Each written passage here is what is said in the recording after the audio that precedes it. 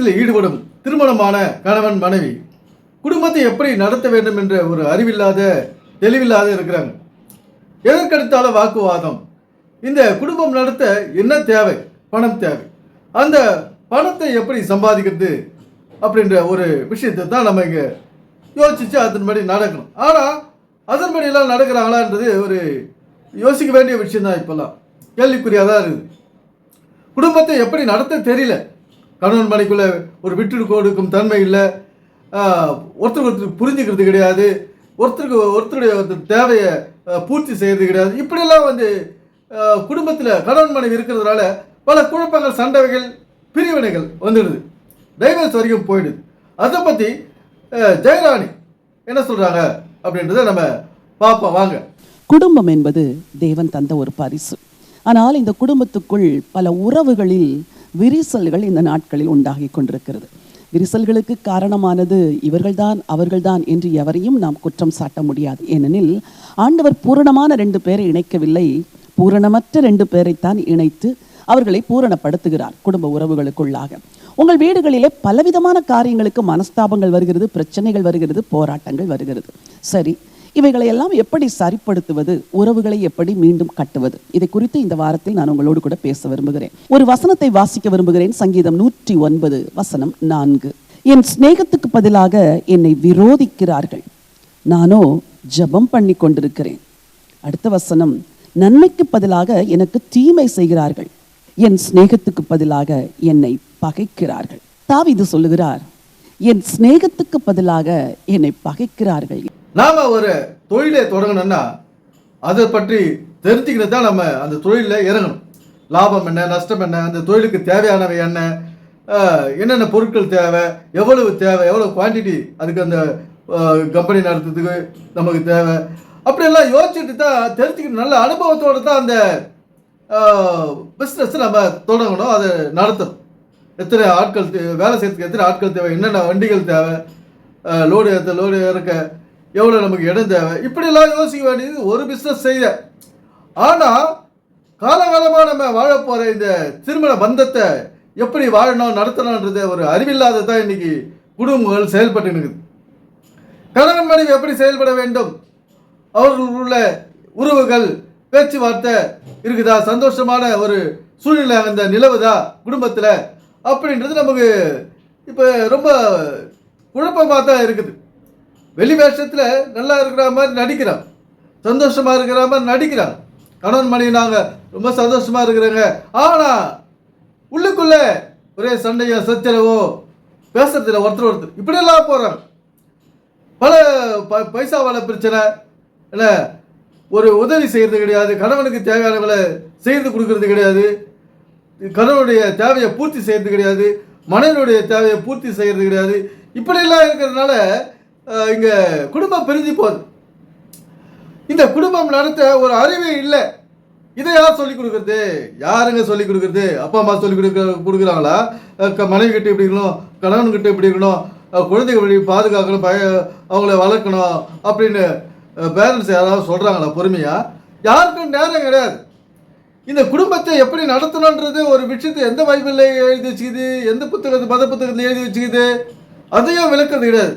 எங்கள் மதத்தில் தாங்க இந்த குடும்பம் எப்படி நடக்கணும்னு ஒரு நல்ல சிறப்பாக எழுதி வச்சுக்குது, அதன்படி நாங்கள் வாழறோங்க. எங்கள் மதத்தில் இருக்கிறவங்களுக்கு டைவர்ஸ் வர்றது கிடையாது, பிரச்சனை வர்றது கிடையாது, வாக்குவாதம் வர்றது கிடையாது, ஒரே சந்தோஷம், சமாதானம், குதூகலம் தாங்க எங்கள் மதத்தில் இருக்கிறவங்களுக்கு. எங்கள் மதத்தில் தாங்க இந்த திருமண பந்தத்தை, திருமண ஒழுங்க எழுதி வச்சுக்குது அப்படின்னு யாருன்னா சொல்கிறாங்களா? அதுவும் கிடையாது. எல்லா மதத்தில் எல்லா ரிலீஜனையும் இருக்கிறவங்களுக்கும் வீட்டில் பிரச்சனை, வியாதியிலேருந்து வறுமையிலேருந்து எல்லாம் தாண்டவமானது எல்லா வீட்லேயும், உலகம் முழுக்க. இப்படி ஒரு கணவன் மனைவி எப்படி குடும்பத்தை நடத்த வேண்டும், எது முக்கியம், தேவையில்லை அப்படின்றத இங்கே புரிய வைக்கிறதுக்கு, எடுத்து சொல்கிறதுக்கு ஆள் இல்லை. இப்போ ஜெயராணி ஆண்ட்ரூ இப்போ சொல்கிறாங்க, இவங்க ஏதாவது பைபிள் தீர்மானமாக சொல்கிறாங்களா? ஒரு விளக்கத்தையும் இவங்க சொல்கிறது கிடையாது. இன்னும் குழப்பங்கள் நீடித்துக்கிட்டு தான் இருக்குது. இன்னும் பிரிவினை, டிவோர்ஸு எல்லாமே நடந்துன்னு இருக்குது.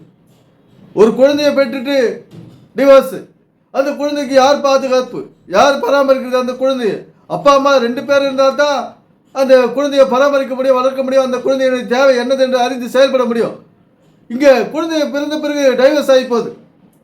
குழந்தைகள் அப்பான்னு ஏங்குது, அம்மா இல்லாத ஏங்குது. இப்படி குழந்தைகளுடைய படும் பாடு கொஞ்சம் நஞ்சம் அல்ல. அந்த பிரிந்த கணவனும் மனைவியும் படும் வேதனைகளுக்கு அளவே இல்லை. இப்படி இருக்கும்போது ஒரு வாழ்வியல், ஒரு குடும்ப நிகழ்ச்சி, குடும்பவியல் எப்படி செயல்படணும், நம்முடைய எதிர்காலத்தை எப்படி வடிவமைக்கணும் அப்படின்றத இந்த வேதத்திலிருந்து இந்த ஆண்ட்ரியூ ஜெயராணி சொன்னது கிடையாது. இவங்களுக்கே புரியாதப்ப மற்றவங்களுக்கு எப்படி சொல்லுவாங்க அதெல்லாம்.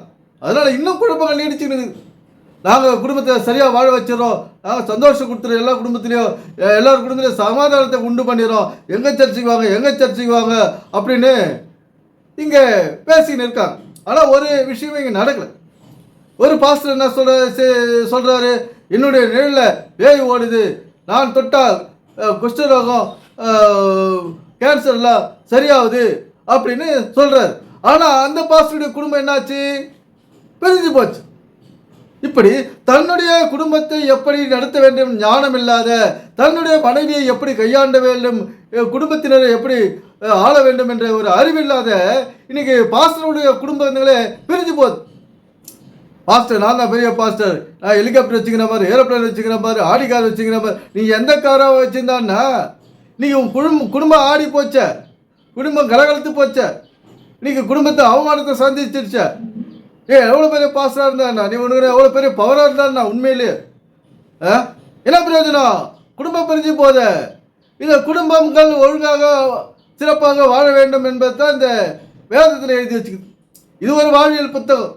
இந்த வாழ்க்கை இந்த பைபிள்லாம் சொல்லுது, உன்னுடைய வாழ்க்கையை வாழ்ந்துட்டு போ, உனக்கு இங்கே தேவர்கள் வேண்டாம், இங்கே வழிபாடு வேண்டாம், எனக்கு வழிபாடு வேண்டாம் என்று இயேசு கிறிஸ்து சொல்கிறார். என்னை நீ வணங்க தேவையில்லை, நான் உனக்கு உண்டாக்கின இந்த குடும்பத்தை செவையும் சிறப்புமா செய்துட்டு போ, கையாண்டுட்டு போ, வாழ்ந்துட்டு போ, சந்தோஷமா இருந்துட்டு போ. அதைத்தான் சொல்றது இந்த வேதம். இயேசு கிறிஸ்து அதைத்தான் வலியுறுத்துறார். எனக்கு கைத்தட்டு பாட்டு காணிக்கா போடு, கோபுரமாக கட்டு, கோட்டையாக கட்டு அவர் விரும்பலை. அதெல்லாம் அருவருப்பு அவருக்கு. இவங்களெல்லாம் வாந்தி பண்ணி போடுவார். எப்படி இந்த கோபுரத்தை கட்டின்னு கைத்தட்டின்னு வெள்ளையன் சொல்லிமா ட்ரெஸ்ஸை போட்டு ஞாத்தியம்மா கைத்தட்டிங்கிறாங்களே, இவங்களெல்லாம் வாந்தி பண்ணி போடுறதுக்கு அவருக்கு ரெடியாக இருக்கிறார். போட்டுட்டார், முடிஞ்சு போயிருந்துச்சு கதை. இவங்களாம் என்னைக்கு கட்டிட்டு சபையில் காலை வைக்கிறாங்க அவங்களுடைய கதை அன்னையோட முடிஞ்சுது. இதுதான் இங்கே நடந்துங்கிற வேலை. ஏன்னா இதுதான் உண்மை. நம்ம அனுபவிச்சுக்கிறோம், நம்ம கண்ணெல்லாம் பார்த்துங்கிறோம். இந்த கட்டிட சபையில் போய் அல்லேலூயா ஆமேன்னு சொல்லிட்டு வரவங்களுடைய வீடெல்லாம் நம்ம இங்கே பார்த்து துக்கமும் அழுகையுமா தான் இருக்குது. மரண ஓலம் இன்னைக்கு ஆலயத்துக்கு சர்ச்சுக்கு போன வீட்டில் இன்னைக்கு மரண ஓலம். இந்த நிலைமையிலிருந்து நாம் மாற வேண்டும், நம்முடைய வாழ்க்கையை நாம் வாழ வேண்டும் என்பது இறை நோக்கம். எனவே சிந்திப்போம், செயல்படுவோம். நன்றி, வணக்கம் நண்பர்களே.